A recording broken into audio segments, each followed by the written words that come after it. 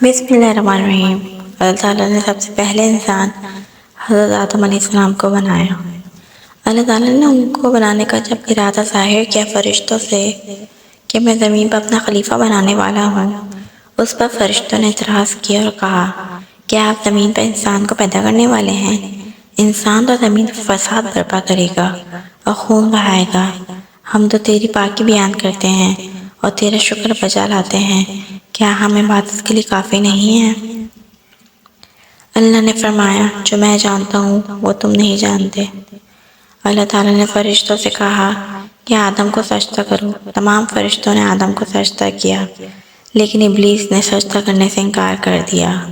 وہ غرور کرنے والوں میں سے تھا۔ تجھے کس چیز نے سجدہ کرنے سے روکا جبکہ میں نے تجھے حکم دیا تھا؟ اللہ نے پوچھا۔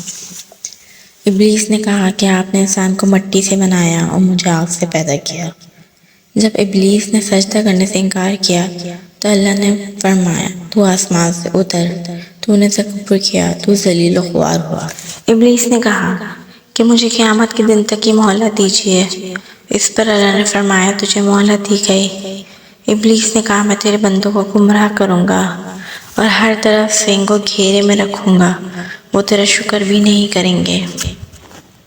اللہ تعالیٰ نے حضرت آدم علیہ السلام کو حکم دیا کہ اے آدم، تم اور تمہاری بیوی بہشت میں رہو اور جو کچھ کھانا ہے فراغت سے کھاؤ، اور ایک خاص درخت کی طرف اشارہ کرتے ہوئے کہا کہ اس درخت کی طرف نہ جانا ورنہ تم ظالم قرار دیے جاؤ گے۔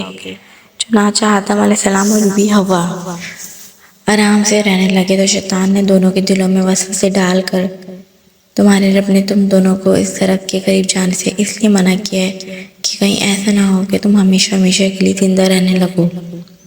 میں تمہارا خیر خواہ ہوں اور تم دونوں کی بھلائی چاہتا ہوں۔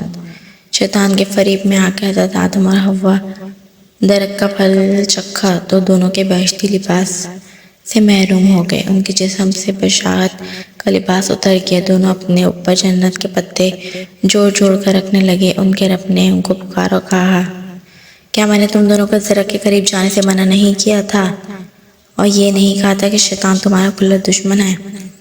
حضرت آدم اور حوا دونوں سے غلطی ہوئی، انہوں نے اللہ کا حکم نہیں مانا۔ اس غلطی پر دونوں کو سخت ندامت ہوئی۔ حضرت آدم نے اللہ سے معافی طلب کی اور دعا کی اے میرے رب، ہم نے اپنے نفس پر ظلم کیا، اگر ہم پر رحم نہ کریں اور ہماری مغفرت نہ کریں تو ہم نقصان اٹھانے والوں میں سے ہوں گے۔